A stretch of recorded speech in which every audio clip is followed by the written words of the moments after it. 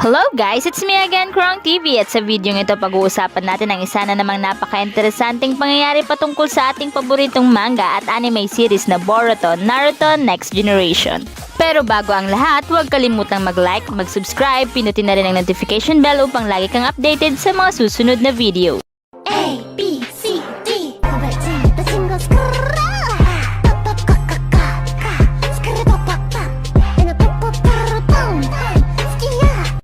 Sa video ito pag-uusapan natin ang Susanoo. Bukod dyan, pag-uusapan din natin kung meron bang Susanoo ang Joga nitong si Boruto Uzumaki.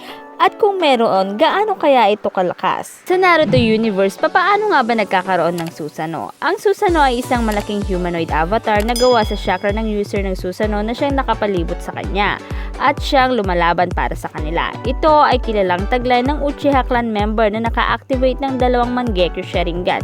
Sinasabing ito ay isa sa kanilang pinakamalakas na ability.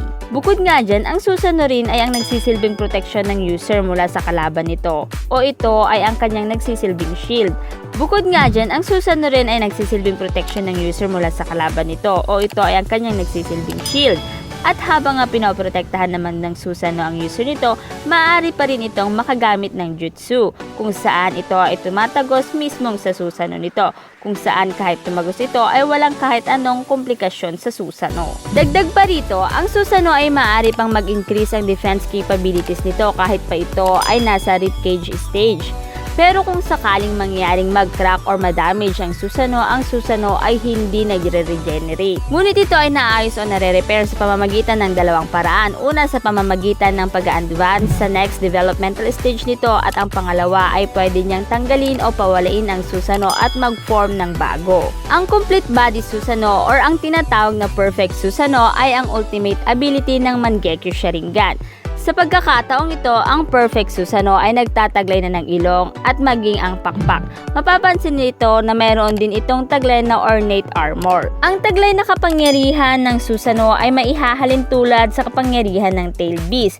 Ngunit ang Susanoo guys ay nadedefend lamang nito ang mga physical attack, at ito ay vulnerable pa rin halimbawa sa visual or sa auditory attack. Ngunit pagdating sa Susanoo ni Sasuke Uchiha, dahil sa kanyang Rinnegan, kayang gamitin ni Sasuke ang pakpak ng kanyang Susanoo upang mablock nga ang light ng Infinite Tsukuyomi. Nangyari ito guys noong 4th Great Ninja War noong nakalaban nila si Uchiha Madara. So bukod nga sa mga nabanggit ko guys, ay marami pa ring ability or kayang gawin ang Susanoo. Pero lalagpasan muna natin yan at dumako na tayo dito sa tanong na, meron nga bang Susanoo ang Joga nitong si Boruto Uzumaki? Sa tingin ko guys na-form nga or nabuo ang tanong na ito dahil na rin sa isang teorya patungkol sa Jogan, kung saan sinasabi sa teoryang ito na ang Jogan ay ang pinagsama-samang Byakugan, Rinnegan at ang Sharingan. Kung mapapansin, ang tatlong yan ay ang tatlong pinakamalalakas na dojutsu sa Naruto universe, at ang Jogan ay sinasabi nga nila na dito nga nanggaling sa 3 main dojutsu na ito dahil na rin sa mga ipinakita nitong taglay. Tulad na lamang ng makasense at makakita ng chakra, makakita ng chakra pathway system, pati na rin ang pag-spot ng vital chakra point gamit din ang Jogan. Pati ang negative chakra ay nakikita nito. At nakikita rin ni Boruto ang mga invisible barrier na nakakonekta sa different dimensions. So dahil sa mga reason na yan ay sinasabing malaki ang possibility na magkaroon ng Susanoo si Boruto Uzumaki.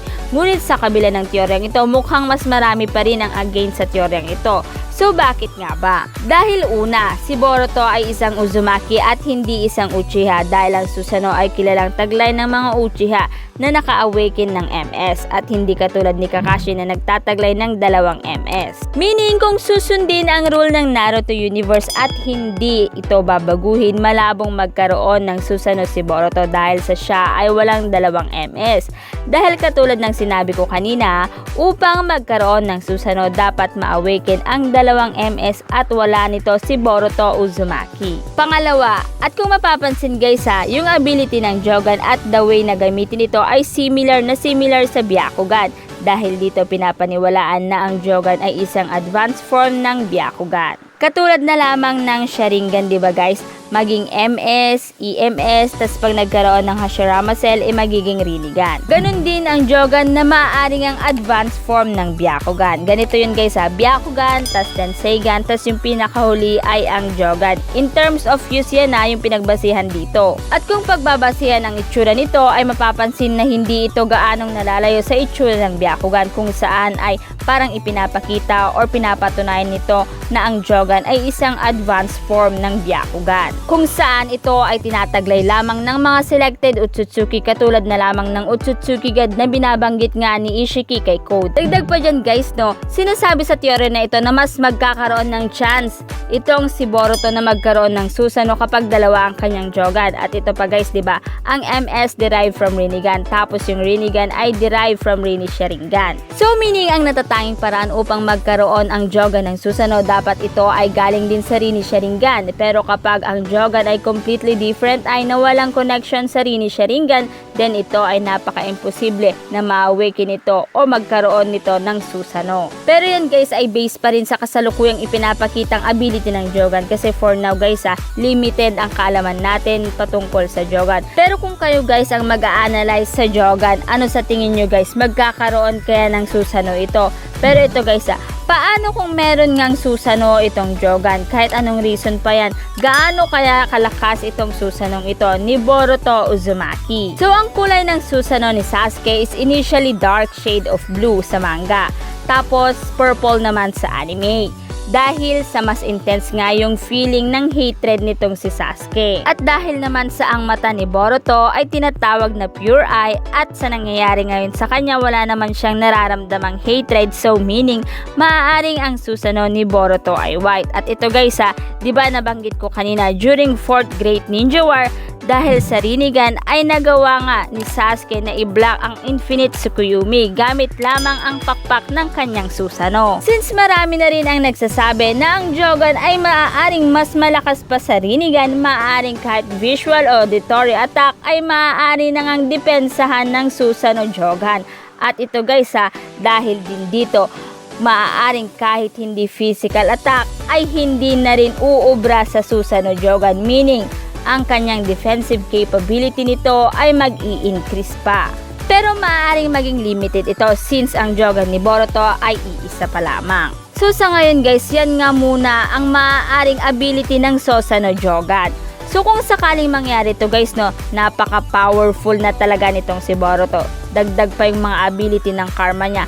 Tas ngayon, na pure Otsutsuki na siya. Unstoppable na talaga or overpower na talaga itong si Boruto. Sa lahat ng katanungan na yan guys, kung kayo ang sasagot, ano sa tingin nyo ang maaaring kasagutan dyan?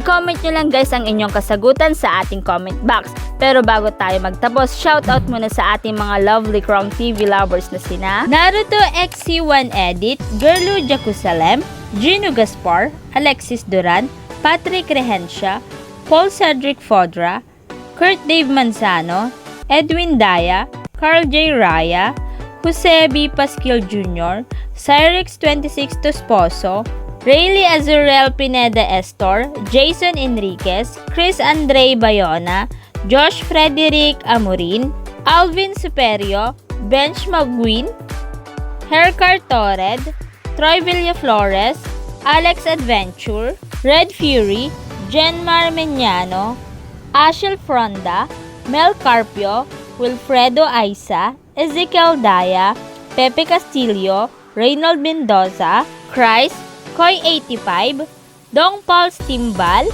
Mark Giro Montoya, Oso Palaw, Kevin Sibel, Binko Viners, Saad Lali, Anime, Boruto Uzumaki, Binko Viners, Ayan Herrera, Axel 12PH, Neldine Mahinay, Kristen Santa Catalina, Alexander Celis, Dina Capares, Tom Jake Purgatorio, Michael Buliano, Lim Gamer, Marvin Gatchalian, Marceliano Olanday, Black Sea Kyushinzi, Rumel Abakita, Boss Daisy Otso, at si Jonas Official. Salamat guys sa inyong walang sawang suporta, at dito na nga nagtatapos ang video ito. Any comment and suggestion, just comment down below. Thank you!